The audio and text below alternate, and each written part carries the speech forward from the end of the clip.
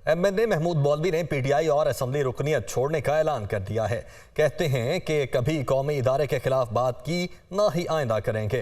पार्टियां तब्दील हो सकती हैं, फौज नहीं बदली जा सकती। फौजी तंसीबात और यादगारें जलाने वाले गलत हैं। वो कराची में न्यूज़ कॉन्फ्रेंस कर रहे थे। मैं पार्टी को छोड़ रहा हूँ और as an MNA sitting MNA हूँ, मैं रिज़ाइन कर रहा हूँ। मैं अपने फ़ौज के अगेंस्ट मैं ज़िंदगी में न गया हूँ न जाऊँगा।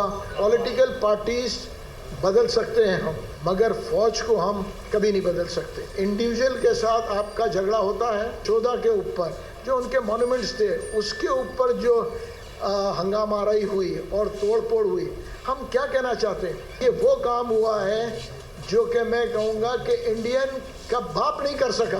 जो लोग भी थे, मैं फिर कहूँगा कि वो गलत थे। या तो एक चैरिटेबल ऑर्गेनाइजेशन बनाऊँगा, या हो सकता है मेरी उम्र साथ नहीं दे रही है, वरना एक नई पॉलिटिकल पार्टी जो है मैं फॉर्म करूँ।